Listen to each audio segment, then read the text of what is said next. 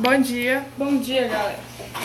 A gente ficou com um tema equinodermos e eu vou falar um pouco sobre os 5 filos que os equinodermos têm e reunir 6.000 espécies. O primeiro filo se chama asteroide. Um exemplo é a estrela do mar. O segundo se chama equinoidea, ouriço do mar. E o terceiro se chama holoturoidea, pepinos do mar. E o quarto se chama crinoidea, lírios do mar. E o quinto se chama ofuroidea, serpentes do mar. E em 1986 foram descobertas 2 novas espécies de equinodermos, que foram classificadas pelo gênero Chiloplax. E de acordo com seus descobridores, estes tais equinodermos que foram descobertos não pertenciam a nenhuma desses 5 filos. E então eles fizeram o quê? Criaram uma nova espécie para esses 2 equinodermos que foram descobertos. Só que aí 2 pesquisadores não concordaram com essa tal pesquisa, dizendo que tinham descoberto mais 2 equinodermos e que esses equinodermos recém-descobertos seriam apenas aberrantes de asteroides, ou seja, só tinham um formato do corpo diferente dos asteroides e pertencem à mesma classe da estrela do mar, que é a asteroide. E é só isso, gente. E depois também eu vou dar a introdução às principais classes do filo equinoderma, que são as 5, né, que eu falei agorinha. E a Dani vai falar sobre a anatomia e a fisiologia dos equinodermos. Vai, Dani. Bom, o revestimento corporal, espinhos e pedilacelárias. O corpo dos equinodermos tem uma epiderme que é o mesmo que a pele muito fina. Entre os espinhos há pinças, onde sua função é remover detritos. Vou falar também um pouco do endoesqueleto. Suas estruturas esqueléticas são internas ao corpo e são recobertas por epiderme. Possui o endoesqueleto. Os ossículos são conectados por ligamentos constituídos por colágeno.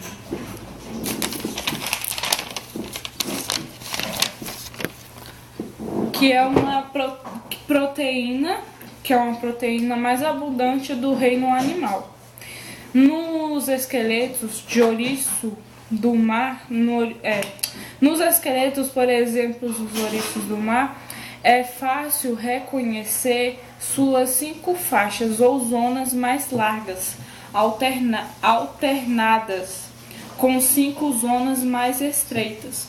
Nas zonas mais estreitas, há orifícios de saídas de pé ambulaterais, chamados de zonas ambulaterais. As zonas mais largas, sem orifícios, são as zonas interambulaterais. Falar também sobre a placa madrepórica. No centro da face aboral do ouriço do mar, ou seja, na face oposta, voltada para o substrato, há uma placa esquelética. Em uma dessas placas, além do poro genital, há muitas pequenas perfurações, como no crivo como se fosse um chuveiro. Bom, é só isso. E eu vou continuar, eu vou falar as principais características de cada filo dos equinodermos. Bom, e o primeiro filo é o asteroide, né, que eu já tinha falado antes, estrela do mar. A principal característica dela é o corpo achatado em forma de estrela, usualmente 5 braços ou até 42 braços ela pode ter, boca e pés ambulacrais, localizados na região voltada para o substrato, região oral. E se alimentam-se de moluscos, crustáceos e anelídeos. E o segundo filo é o equinoidea, ouriços do mar. Corpo circular, abaulado, ouriços, aperentes e ouriços, ou achatados, bolachas de praia, sem braços, não tem braço. Boca localizada na região voltada para o substrato, região oral, e se alimentam de algas e detritos orgânicos raspados de rocha. São principais alimentos dos ouriços do mar, os equinoideas. E o terceiro é o Holoturoidea, que tem um corpo alongado, não tem braços, diferem do padrão do porfilo por apresentar corpo macio e alongado. Então ele é diferente dos outros dois filos acima, pelo seu corpo ser alongado e macio. E a boca localizada, como sempre, numa das extremidades do corpo, que é a região oral. E se alimentam de detritos orgânicos acumulados nos fundos lodosos e arenosos. Então, assim, é um pouco parecido com os equinoideas, os ouriços do mar, na alimentação. É um pouco parecido. E a quarta, a penúltima, é a crinoidea, que são os lírios do mar. Tem o corpo em forma de taça, com braços ramificados e flexíveis que lembram plumas. Então, a crinoidea, ela é essa daqui, ó. Peraí, vou mostrar pra vocês. Essa aqui, que tem os braços em forma de pluma e largos. Algumas espécies vivem fixadas em rochas por um pedúnculo e outros podem nadar. Deixa eu ver aqui, o que mais? E se alimentam de plânctons, os fitoplânctons, que são responsáveis pela 50% da nossa respiração. E também se alimentam de detritos orgânicos em suspensão na água, capturados pelos cílios dos tentáculos em torno da boca. Então eles se alimentam eles capturam, né, com sua patinha, que nem uma pluma, e dali eles pegam a sua comida e levam até a boca. E vamos falar sobre a última espécie, o último filo, aliás, que é o Ophiuroidea. Exemplo, serpente do mar. Bom, a serpente do mar, ela tem um corpo achatado, tem os braços finos e flexíveis e longos, parece uma estrelinha bem fininha. E deixa eu ver, separados uns dos outros, ligados em disco central.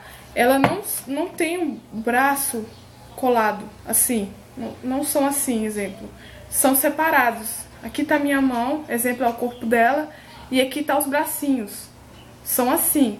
Esse aqui é um exemplo da serpente do mar.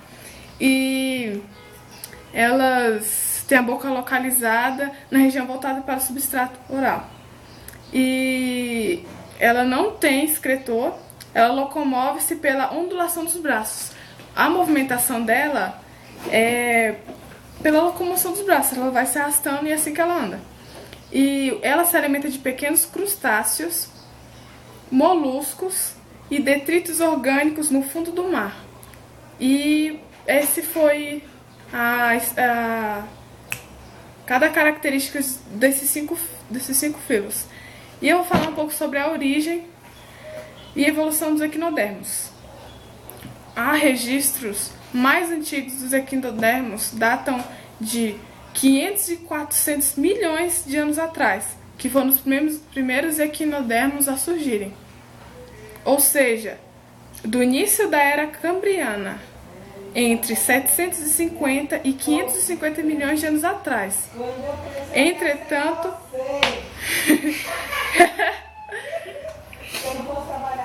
ai meu Deus. Entretanto, recentemente foi descoberto na Austrália um fóssil com mais de 570 milhões de anos. O fóssil mais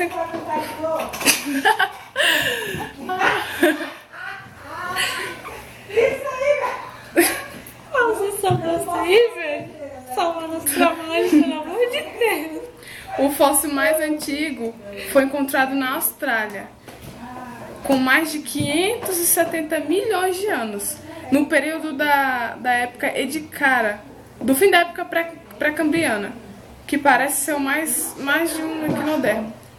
Os equinodermos desenvolveram, durante sua evolução, uma estreita relação com os ambientes do fundo marinho. Estrelas do mar, por exemplo, deslocam-se sobre os fundos submersos, onde capturam outros mexilhões, seus principais alimentos.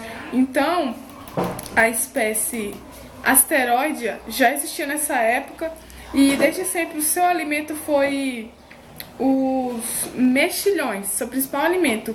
E os ouriços do mar alimentam-se de águas e detritos orgânicos, como eu já falei e tal. Pronto. Os biólogos denominam bentos a comunidade de seres aquáticos cuja vida está relacionada aos fundos submersos.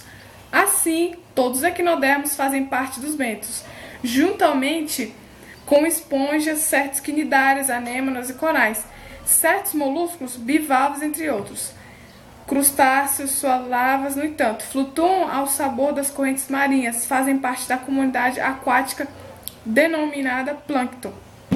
Então, esses seres que eu acabei de citar fazem parte a comunidade aquática dos plânctons, os bichinhos microscópicos. Tá. A simetria na maioria dos equinodermos adultos é pentarradial, do grego penta, são 5, ou seja, seu corpo é dividido simetricamente por 5 planos radiais, são pentarradiais. E já as larvas desses animais têm simetria bilateral. O que é simetria bilateral? É você pegar um animal desse e abri-lo ao meio e ver que ele tem, aonde você partiu, do mesmo jeito, não tem diferença. São iguais, as partes que eu abri e vi são iguais. E esse tipo de simetria deve ter sido herdado dos seus ancestrais, dos equinodermos.